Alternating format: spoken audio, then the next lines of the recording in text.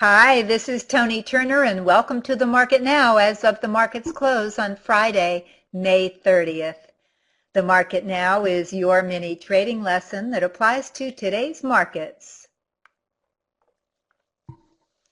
The Dow and the S&P 500 edged up to end at record highs today, wrapping up 4 straight months of gains after a week of mixed economic data. U.S. consumer spending fell for the first time in a year in April, and inflation gauge rose at its quickest pace since November 2012, while the Chicago PMI noted that business activity in the U.S. Midwest rose in May at its strongest pace since October 2013.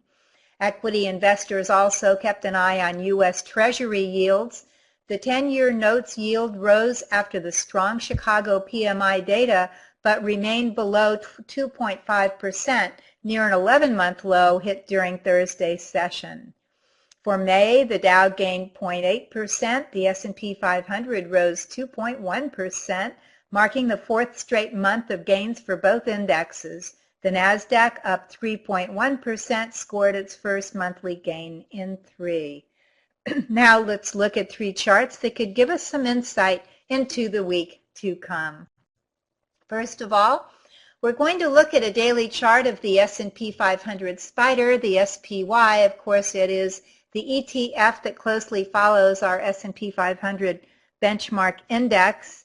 Now, as you can see, the S&P 500, or the SPY, I should say, closed today at $192.68. That's a brand new all-time high, brand new all-time closing high. For the record, the S&P 500 itself closed at 1923.57. So 1923, that's really good. I remember not too long ago we were down at 190. Now we did get a rally. We were looking for a rally. We got it, but as you note here, look down at the volume spikes, as you note where I highlighted it. We wanted a rally on strong volume. We did not get that. And so, well, of course, we can't be picky. The good news is the good news. It's a rally. It's bullish. That's a good thing.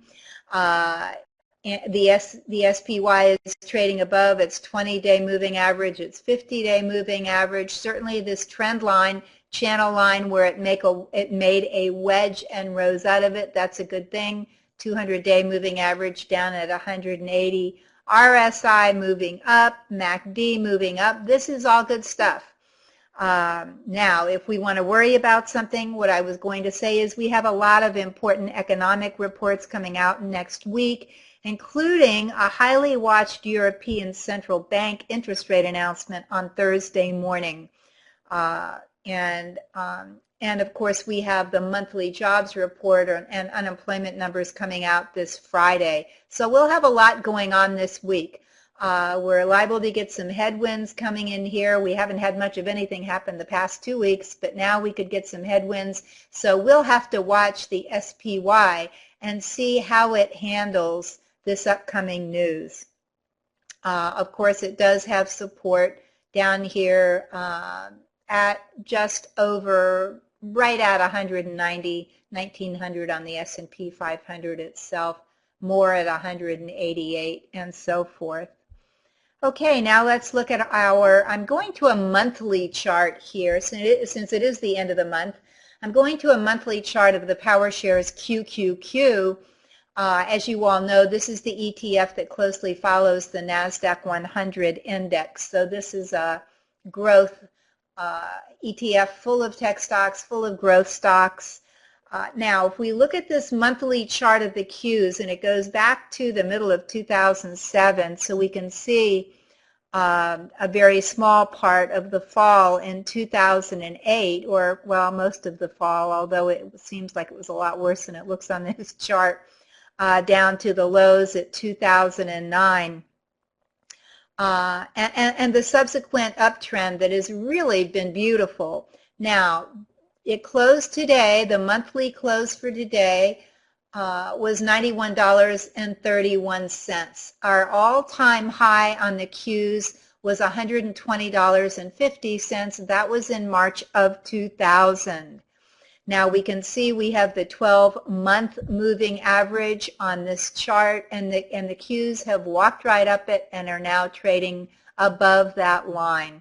We can see there's a dandy trend line coming in at about 78. We can see that the RSI here has been overbought, is now pulling down a little bit while the Qs are moving up. So we'll see how that turns up. The MACD is pretty much going sideways, but that makes sense. We can see that the high, well, let's just say the Qs have been trading on a monthly chart. They've been trading in a range between 83 and I'm going to say 91.40 because this is an important point here. And as I said, that past intra-month high was at $91.36 back in March. So the trick here for June, for the month of June, is to see if with the RSI in overbought territory, the MACD higher than I've seen it on this chart at all, the RSI came up. Last time the RSI was this high, if we look left, we're going to see it was in 2007. Of course, we all know what happened at the end of 2007 into 2008, but that was, of course, that was a different time. So we can't say that's going to happen again. But just noting some of these indicators and what they might mean. Now, of course, the Qs coming into June, July, they have a job here, or the Qs, I should say, has a job, is to break over that 91.40 level, to move up on strong volume, and it's going to need strong volume, and break up into 92, 93, 94. If that can't happen, then of course we have support at 85 and on down. It really depends a lot. Apple comes out with a big split next week. I believe that's on June 7th. Apple's a very big component of the Qs. So we have to keep an eye on Apple, on Google, on Microsoft, on Intel, on all of the big names to see which way the Qs are going to go. And of course, techs are capable of dragging down the rest of the market if they feel like it. Let's go on to our third chart. We haven't looked at this sector in a while, but when I'm feeling defensive, this is where I go, and it usually works out really well. Select sector SPDR Utilities, symbol XLU. This is a daily chart.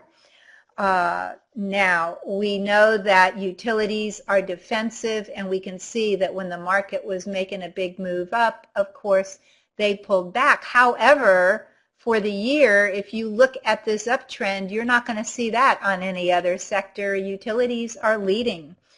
That isn't why I like them. However, I note that the XLU has pulled back here. It pulled back on,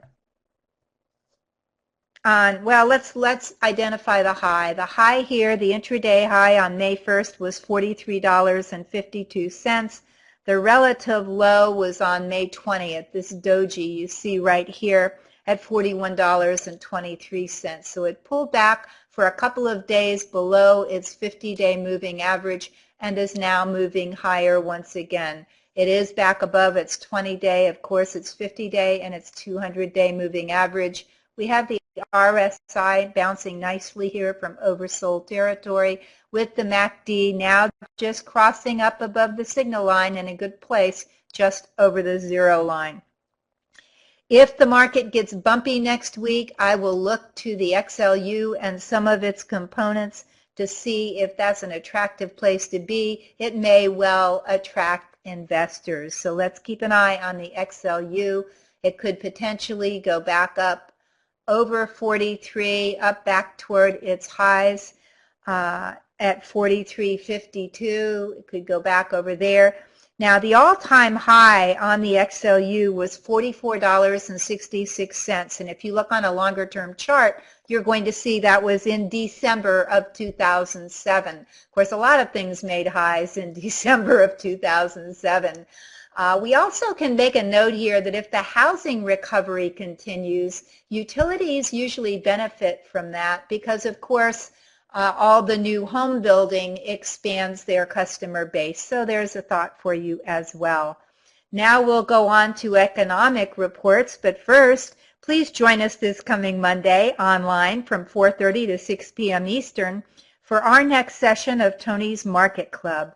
We'll talk about which side of the market to trade, have a mini trading lesson, and I'll give you stocks and ETFs that may become ripe for high potential trades. This is a low-priced, high-value opportunity to learn more about the market, become a smarter trader, and make more money. So please join us. If you can't attend our live session, that's no problem. The recording of our session is available a few minutes after the session ends. And now for next week economic reports. On Monday, we have the ISM Manufacturing Index for the month. On Tuesday, we have auto and truck sales. Wednesday, we have the ADP employment change. The ADP numbers are always interesting right before the big report on Friday. We have also on Wednesday ISM services report, our usual crude inventories, and in the afternoon the Fed beige book. Thursday, we have jobless claims, and again, Thursday morning is when Mario Draghi will announce the European Central Bank interest rates if there's any change. On Friday, we're going to have the monthly jobs numbers. So we've got a lot going on next week. Do stay tuned. And please join us for Tony's Market Club this coming Monday, where we'll talk about all of it. Don't miss out on this fantastic opportunity to raise your trading knowledge and your trading profits. Have a great week. Keep green on your screen. I'm Tony Turner, and this is The Market Now.